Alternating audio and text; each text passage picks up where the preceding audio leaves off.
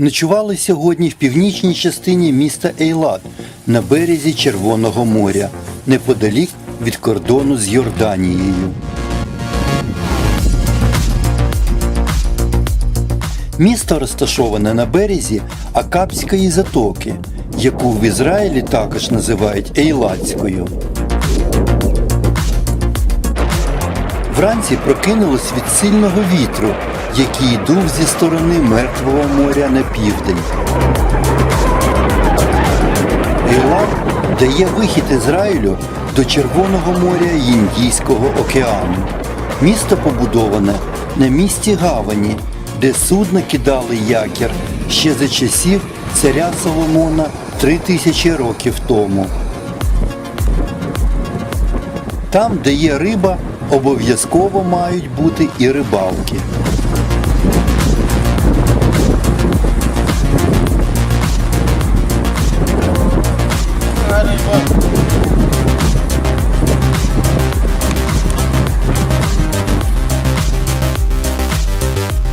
Поруч з нами ночували дивні сусіди, у яких на даху автомобіля було багато черепів тварин та людини.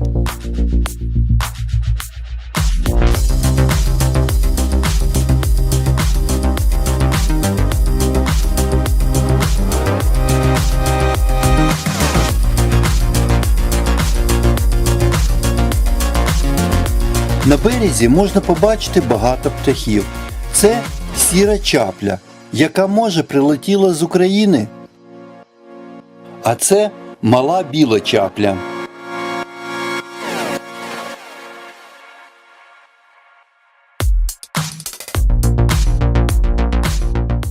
В Ейлаті дуже багато готелів та кемпінгів.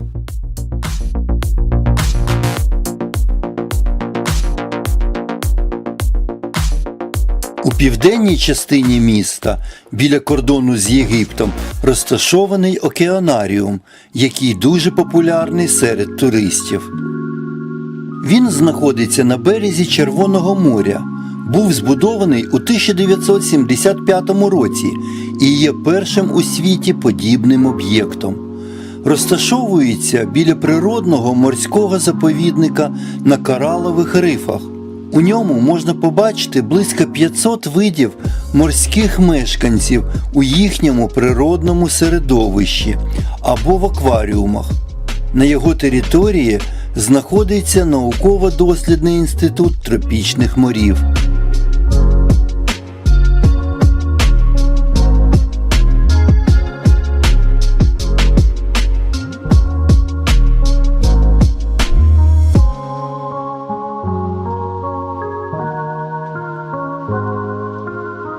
Ціни на відвідування океанаріуму досить високі, але якщо ви приїхали на кілька днів, слід знати, що квиток надає право відвідати океанаріум абсолютно безкоштовно ще й наступні 2 дні. Для цього необхідно сфотографуватися в фотомагазині, що знаходиться тут, і отримати картку відвідувача. За бажанням можна взяти електронного гіда.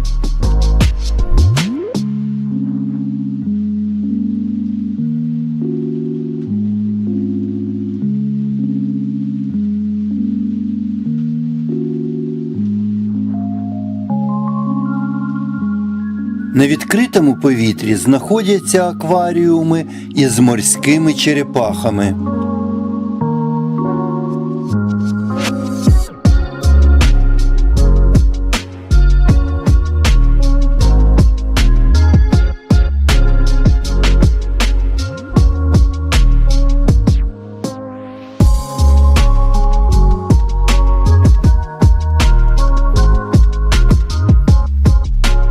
На території океанаріуму також є велика експозиція акваріумів з тропічними видами риб, коралів та безхребетними.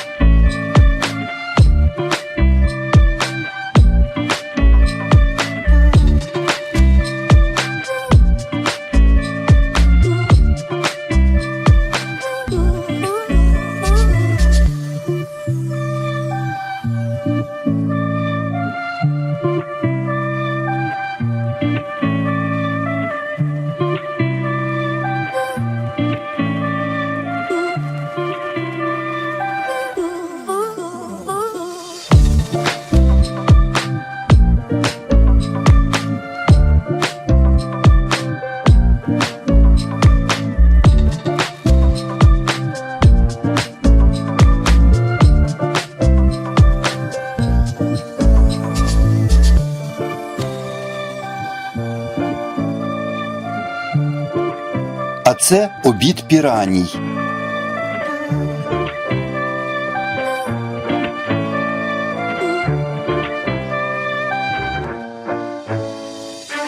Знаючи час годування алігаторів, можна подивитися за цим процесом.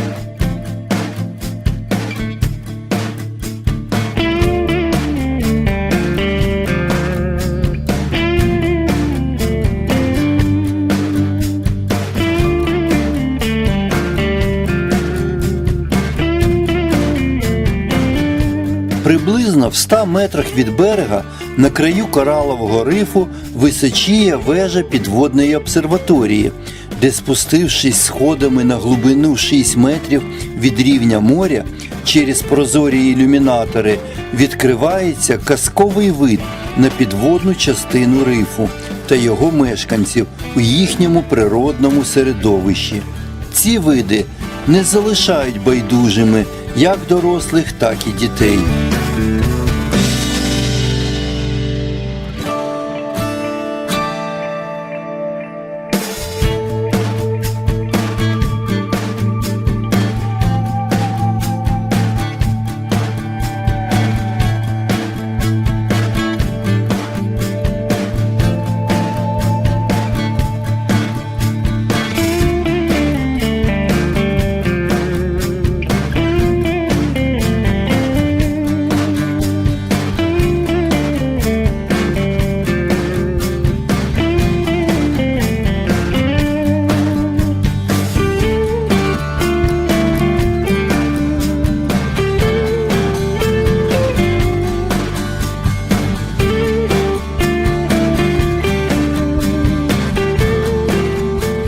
Піднявшись на оглядовий майданчик на вершині обсерваторії, з висоти 20 метрів відкривається вид на затоку.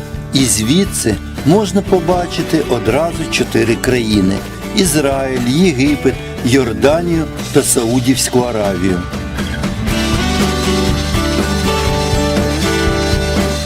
Знову повертаємось до акваріумів з тропічними видами риб та коралів.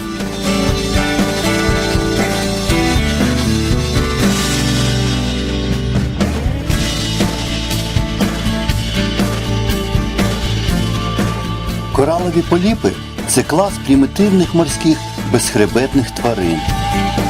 А це актинії – один з представників цих тварин.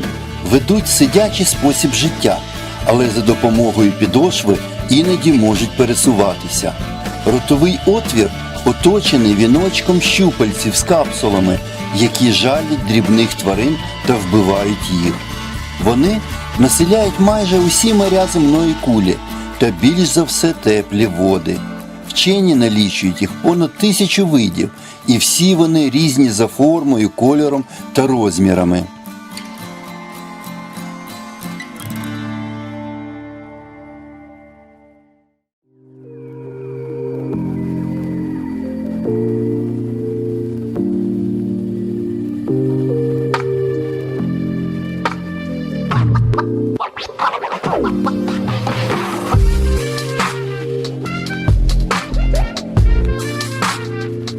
Танець морських коників приваблює багатьох відвідувачів.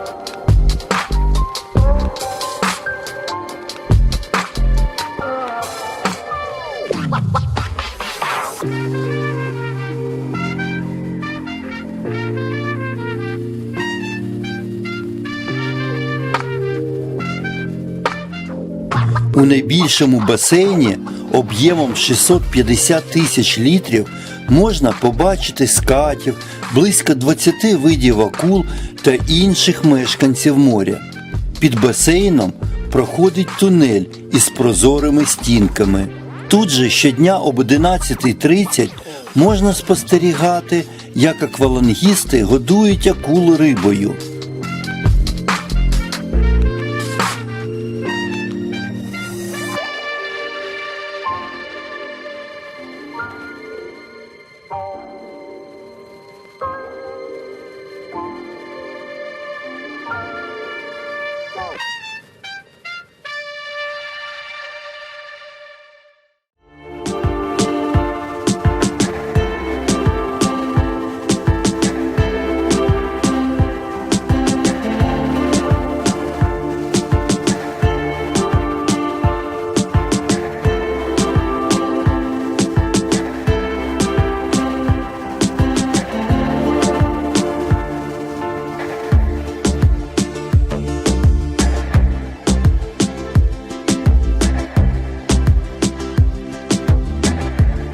Поруч розташовується кінотеатр з механізованими кріслами, де можна подивитися історію створення та цікаву розповідь про мешканців океанаріуму у форматі 4D.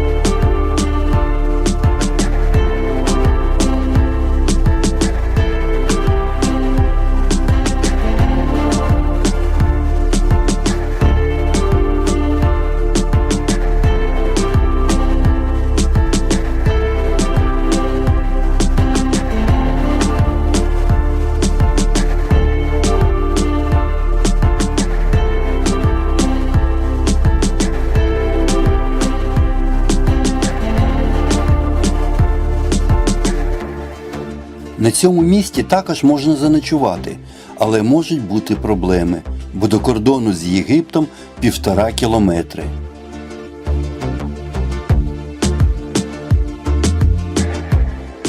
До ночі на автобусі ми знову повернулися до Єрусалиму.